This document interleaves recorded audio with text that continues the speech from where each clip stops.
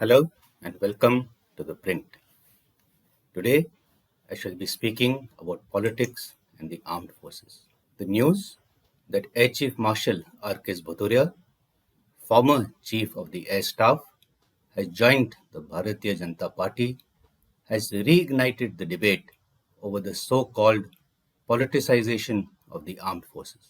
Judging from the reactions, it is evident that public opinion is divided over the issue, not only within the uniformed community, but also within the larger polity. This matter, therefore, has to be viewed against several factors: societal, organizational, and individual. The people that comprise the armed forces are drawn from the very community that they serve and are sworn to protect. After completing their stint in uniform, with its attendant restrictions, all members eventually return to the same society.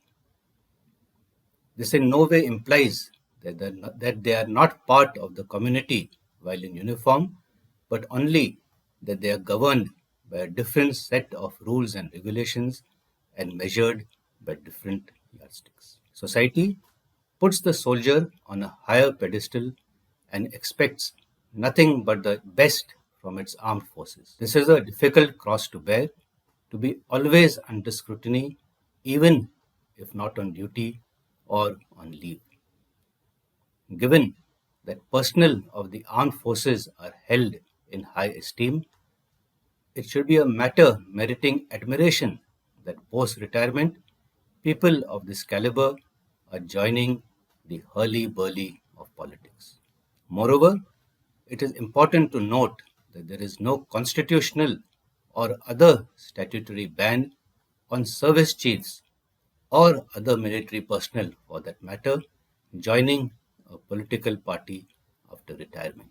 While in service, though, the organization places certain restrictions on all personnel, especially with respect to their fundamental rights to ensure discipline and proper discharge of duties. Although the Constitution guarantees fundamental rights to all citizens, Article 33 gives Parliament the authority to restrict or abrogate these rights for armed forces personnel, amongst others. Service members have limited freedom of speech and expression, particularly concerning military matters and national security. They are restricted from forming associations or unions.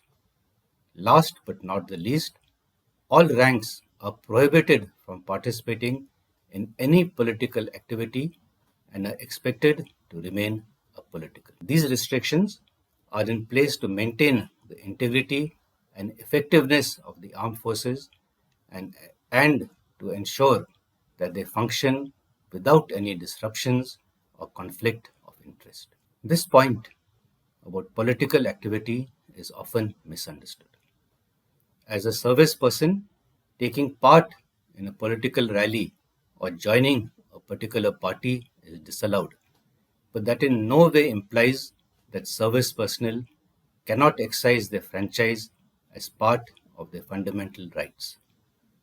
It is the organization that is apolitical, not its members. Individuals are free to cast their votes whether for party A, B, or C.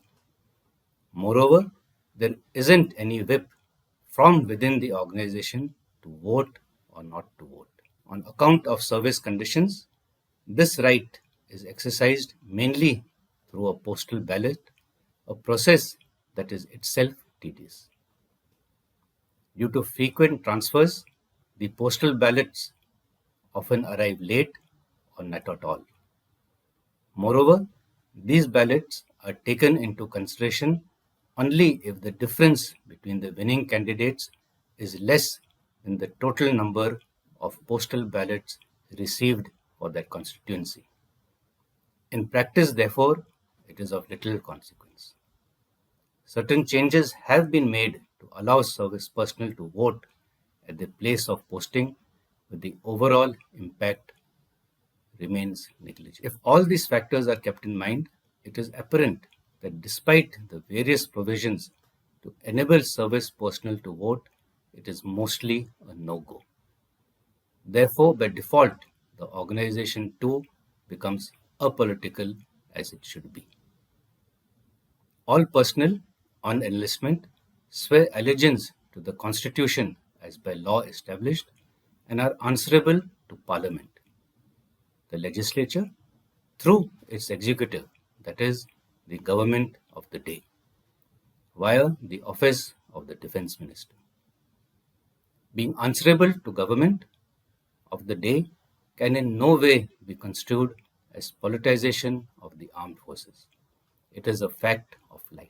That brings us to the question of individual rights on and off parade, while in service, as well as post retirement. While the organization does pose some restrictions on the individual, it is only while in uniform or while representing the organization. Off duty, service personnel enjoy the same freedoms as fellow citizens, including justice, liberty, equality, and fraternity, as enshrined in the preamble of the Constitution. They are free to follow the customs and traditions practiced by their communities. Exceptions are also made to accommodate these beliefs.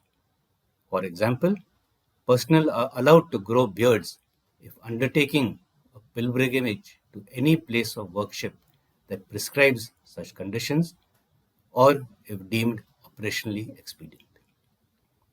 In a democratic country, it is a matter of personal liberties.